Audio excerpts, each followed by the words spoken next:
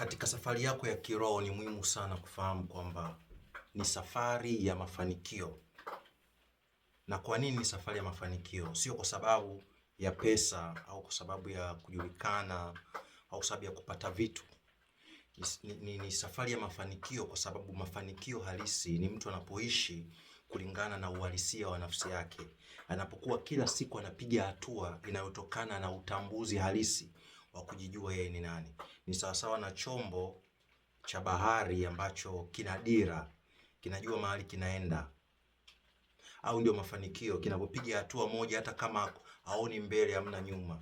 Lakini ukweli ni kwamba watu wengi katika safari zenu za kiroho, hata mimi imenitokea, mara nyingi unakuta unakuwa umesongwa na maumivu mengi sana. Na yale maumivu yanatokana na watu sasa ambao asilimia kubwa ya watu wanaokuzunguka hawaelewi safari yako. Asilimia kubwa ya watu wanaokuzunguka wanaishi maigizo.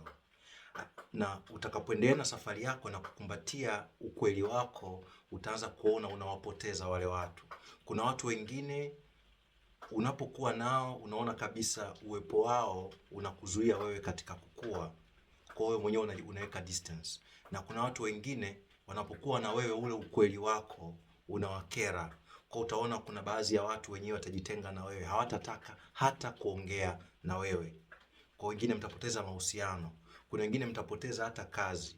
Kuna mahali unafanya kazi, uwepo wako mahali pale, kwa sababu mtu ambaye amekumbatia safari yake ya kiroho ya kukumbuka, kutambua ya kwamba wewe sio tu binadamu, you're not human being.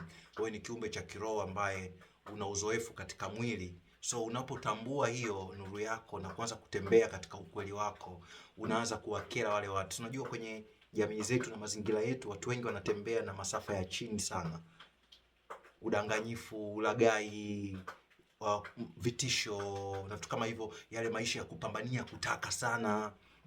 Wanakuona wewe you are just free. Unafanya mambo yako pasipo hofu yoyote. Yaani inawezekana wewe upo kwenye kitengo cha chini kabisa, lakini una furaha zaidi kuliko hata bosi wa juu au umiliki wa hiyo sehemu. So unaweza ukashangaa unafukuzwa kazi wakati mwingine pasipo sababu yoyote. Sababu nuru yako tu pale inawakumbusha kitu fulani ambacho wao hawako tayari hata kuanza safari ya kukipata hicho kitu.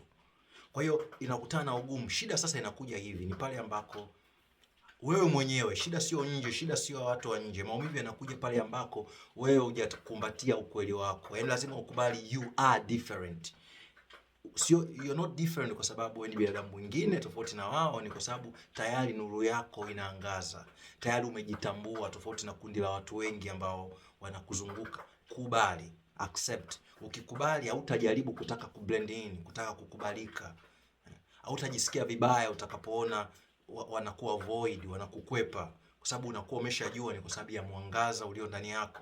Na unajua kabisa wewe unapenda watu, unapenda company, unapenda real family, lakini asilimia kubwa ya hivyo vitu was not real, havikuwa vitu halisi. Kwa hiyo ukikumbatia safari yako, itafika wakati ambao utaweza kuzaa familia yako halisi. Kwa maana ya kwamba wewe utawavuta watu wa namna yako wanaofanana na wewe, au watakuvuta wewe karibu yao. Kwa hiyo utaanza kuona watu wanaoongea lugha moja na wewe wako pamoja na wewe. Lakini mwanzoni katika safari yako lazima ukumbatie uwepo wako. Nakumbuka kuna wakati katika safari yangu ya upweke na utulivu katika kukua, nikawa, kwa sababu binadamu bwana ni relational being. Kwa hiyo nikawa natamani kuwa karibu na watu na nini, some friends. Kweli kuna kikundi cha marafiki kajitokeza. Okay, na mimi the way I was charming na nini, nikaanza kuona na wao ni kama wana changamko, wana vitu kama hivyo. Lakini baadaye nikaja kusoma kwamba wao hawaishi kama binadamu mtu mmoja. Yaani ni kikundi ambacho unalazimika, mnatakiwa muishi kama marobot. Kwamba hata kama ni saa 6 usiku, saa 7 usiku, twendeni mahali fulani si tukapata kitu fulani, lazima muende. Usipoenda unaonekana you are strange, unaonekana wewe ni tofauti. Si kama unaelewa. Kwa unakuta vikundi vingi vinafanya kazi kirobotic. Yaani hawakukubali wewe kama ulivyo, au kila mmoja kuwa individual. Kwa ina maana inapotokea kuna mtu anaonyesha utofauti wa individuality, kuonyesha kwamba I cannot blend in. Okay, sina shida na huu rafiki na hii company, lakini kwa mipaka yangu mimi, ratiba za usiku sana sitapatikana. na shughuli zangu. Wakisha kuona hivyo, wanaanza kukuavoid. Wengine watasema unalinga au labda, yaani watatafuta sababu, lakini kiuhalisia sababu sio wewe, sababu ni wao. Wanaogopa ule uhalisia wako, the way you are authentic. Umekuwa mtu mkweli na mtu halisi. So nikashangaa kweli, from nowhere wakaanza kutengeneza kama kikundi against me, kwa wakaanza kuunganika kinyume changu, na ukweli ni kwamba hata wao wenyewe hawakuwa kitu kimoja. Nikagundua ingawa wananitenga mimi, lakini wao wenyewe walikuwa wanachukiana vibaya mno. It was not the right place to be. Kwa ni kweli unatamani urafiki, unatamani mapenzi, mahusiano, unatamani kufanya shughuli mahali ambako utakubalika, lakini kama hiyo sehemu au kama hayo mazingira na hao watu bado hawajatembea, hawajaenda katika viwango vya nafsi yako, utaweza kutunza. Kwa utagombana na watu bure, utachukizana na watu bure, utajiumiza moyo wako bure. Jambo ambalo nilijifunza ni kukubali. Na ukweli ni kwamba ukikubali, ukiweza kuwa shujaa, kutembea katika safari yako na ukawa focus, ukawa na malengo yako, hiyo ni safari ya wakuu.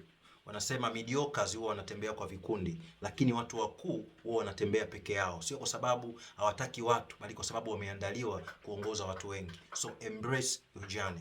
Kumbatia safari yako. Upekee wako ndio nguvu yako.